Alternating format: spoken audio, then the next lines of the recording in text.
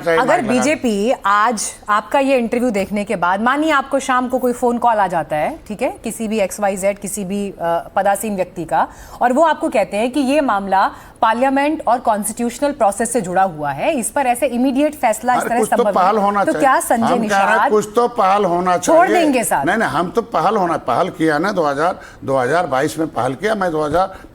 मैं बता रहा हूँ 2022 में पहल किया। जब मैं इनके पास आया तो 2022 में पहली बार है जब रैली हुई लखनऊ में, तो मुख्यमंत्री जी, गृह मंत्री नाराज हुए, बैठक हुई, मुख्यमंत्री जी ने पत्र लिया, RGI को लिखा, RGI से कहा कि इसका दिशा निर्देश दिया जाए कि एविडेंस के आधार पर भाई 1931 से लेकर 1941, 61 और 1991 तक आज भी अनुसूचित जाति मझवार तुरैया के नाम से सूचीबद्ध है। ये इनकी उपजाति अगर उत्तरा दक्षिणा मोची को चमार का मिलता, रजक बैठा करना धोबी मिलता, 23 नंबर, 24 नंबर, 30 नंबर, 53 नंबर पर केवट मल्ला माझी मझवार हैं, इनको मिलना चाहिए। सामाजिक न्याय जो है RGI लिख नहीं रहा था। जब RGI के उसके निदेशक के पास गया, महानिदेशक के, तो मैंने कहा भाई देखो इसके तुम्हारे वहाँ गए, तब जाके जब धर्मेंद्र प्रधान जी थे, गृह मंत्री से कहा देखिए बदमाश लोग हैं, यही लोग वोट खराब करें, एक भी अधिकारी वोट मांगने नहीं जाएगा, मेरा सही चीज़ लिखवाइए कि हम RGI में हैं। अगर सपा बसपा कांग्रेस ने मिल के पब्लिक फाइल 74/5 1950 गायब की, जिसके आधार पर आरक्षण हुआ, तो कम से कम भारतीय जनता पार्टी हमें कागज तो दे। मैं गृह मंत्री को धन्यवाद दूंगा कि कागज दिलवाए, लिखवाया RGI से, तब जाके 2022 में जो चुनाव हुआ था तब मैं प्रेस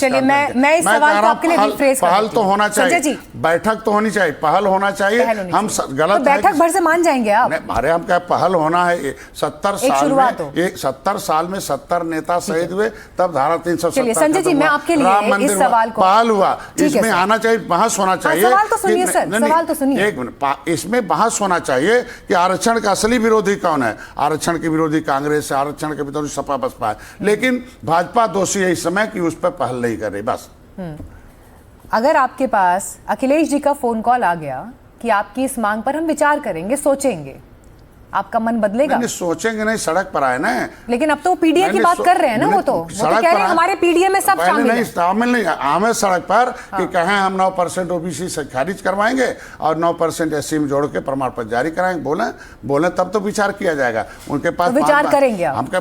अरे आप मुख्यमंत्री रहे हैं, धोखा दिए हैं, सब सरकार रही है 5 बार धोखा दिए हैं। हम लोग आरक्षण के नाम पर गोली चलाए, 302 मूल्य बनाया गया है आज के दिन में आरक्षण के नाम पर। हम जब सही बात मैं कहता रहा, नहीं माने, जाते जाते 31 दिसंबर 2016 को हमें OBC से निकलवाया है।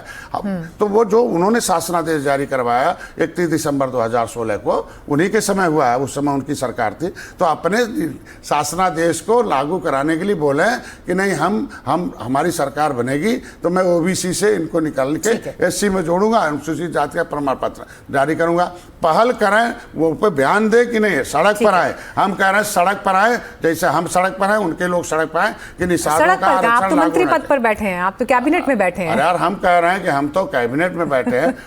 देखो, हम कैबिनेट में बैठे, एक वकील है, कैबिनेट में तय होता, हमें दर्द है कि वहीं हमारे मत्स्य विभाग में जो केंद्र सरकार का रुपया जाता है, अनुसूचित को 60% मिलता है, सामान्य को 40% मिलता है। हम पूरे देश में 60% अनुसूचित जाति में, हम पूरे देश में पूरे देश में अनुसूचित 60% सब्सिडी पाते हैं। उत्तर प्रदेश में हम 40% पाते हैं। दर्द है ना सर। आरक्षण पर अब बात काफी हमने की, मैं कुछ और विषय भी अब आपके सामने लाना चाहती हूँ। यूपी की राजनीति में बड़ा बेबाकी के साथ आप बोलते हैं और यूपी की राजनीति पर खुलकर बात होती है। आपने 2024 में कहा कि इंडिया ब्लॉक के पास निषाद वोट चला गया, लेकिन क्या जमीन पर निषादों के भीतर आप अभी भी बीजेपी के प्रति नाराजगी महसूस कर रहे हैं, या आपको ऐसा लगता है कि हम तो वकील हैं, बीजेपी की तरफ वापस लौट सकता है वोट बैंक जो खिसका 2024 में? नेरे राखी आंगन कुटी छवाए, बिना तेल साबुन के मन निर्बल हो जाए। मित्र का काम है सही बात बताना। हम वो मित्र नहीं है कि अंधेरे में रखें।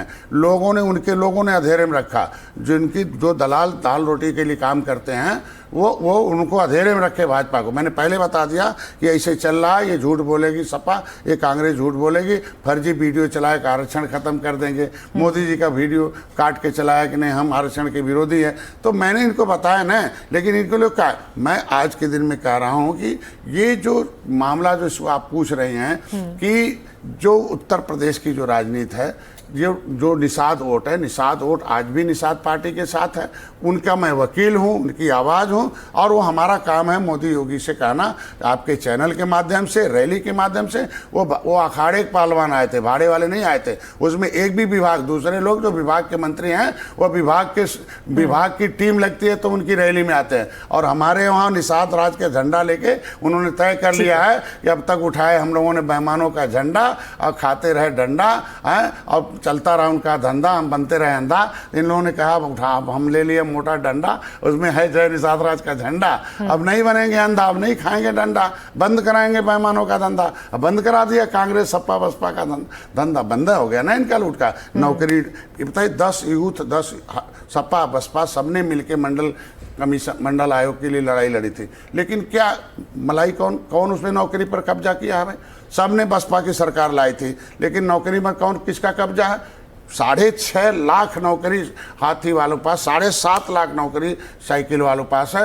1 लाख तनख्वाह मान लीजिए तो 6.5 अरब रुपए हर महीने जा रहा, 7.5 अरब रुपए जा रहा। बाकी लोग कहाँ जाएंगे भाई? हमारे लोग भूमिहीन हैं, हमारे लोग झोपड़ी में हैं, हमारे लोग आवासहीन हैं, हम क्रिमिनल कास्ट घोषित हैं, हम वफादार हैं, राष्ट्रवादी हैं, कानून से उजड़े हैं। 12 अक्टूबर 1871 को हम लोग भीख थोड़ी मांग रहे हैं। आरक्षण ये हमारा हक है, ये हमारे पुरखों के बलिदान का परिणाम है। हमारे लोग अंग्रेजों को उठाकर फेंका, और लोकसभा से, विधानसभा से फेंका। इतिहास उठा के देख लें, हमारे लोगों ने हमेशा अंग्रेजों मुगलों से लड़ा। आपके वक्तव्य में मुझे चुनौती दिखाई दे रही है। अरे हम कह चुनौती भी दिखाई दे रही है। हम कह रहे हैं कि अंग्रेजों से लड़े, मुगलों से लड़े। देश आजाद हो गया 1947 में। नहीं, अब अगर जिस सरकार में बैठे हैं उससे भी लड़ना पड़ जाएगा तो लड़ेंगे। हम कह रहे हैं कि इसी देश में अगर गद्दार होंगे तो गद्दारों से लड़ेंगे ना। गद्दार कौन है? जो संजय जी बड़े खुलकर, बड़ी बेबाकी के साथ जो है ये बयान दे रहे हैं। दिसंबर 2016 देश आजाद हो गया 1947। अब पूरी आजादी हमारे 5 साल 16 दिन गुलाम रहे। 31 दिसंबर 2016 को वो काला कानून हटा। जो जाति देश आजाद होने के बाद 5 साल 16 दिन, तो माई बाप कौन है भाई? कांग्रेस माई बाप बनी धोखेबाज, कांग्रेस सपा बसी माई बाप बनी। संजय जी मेरी बात तो सुनिए, आपने जो वक्तव्य दिया, उस वक्तव्य में एक नाराजगी भी है, उसमें एक चुनौती भी है, उसमें भविष्य की स्ट्रैटेजी भी मुझे दिखाई दे रही है। लेकिन मुझे बताइए, अभी एक बड़ी खबर आई है, ठीक है सर, एक बड़ी खबर ये भी है, बीजेपी की नई टीम का ऐलान हुआ है। संजय निषाद क्या सोचते हैं इस नई टीम के कॉम्बिनेशन पर? किस तरह की नई टीम दिखाई दे रही है यूपी में? 18% निषाद है, उसमें एक आध निषाद जरूर होना चाहिए था। होना चाहिए पूरे देश में। हम देखिए, मैं जब विरोध में था, छत्तीसगढ़ भाजपा हारी, मध्य प्रदेश हारी, हरियाणा में लटक गई थी, कई प्रदेशों में मैं गया। लेकिन जब से मैं मोदी योगी के पास आया, हमेशा गृह मंत्री बुलाते हैं, भाई आप मेरे साथ हो, हम पूरे देश में कि समय आने दो, धैर्य रखो। मोदी जी भी कहते हैं, जितना स्नेह मोदी जी देते हैं सबको पता है। तो जो कि करेंगे मोदी, बड़े बड़े काम के हो तो 12 बजे रात को बैठेंगे, सुबह कर देंगे।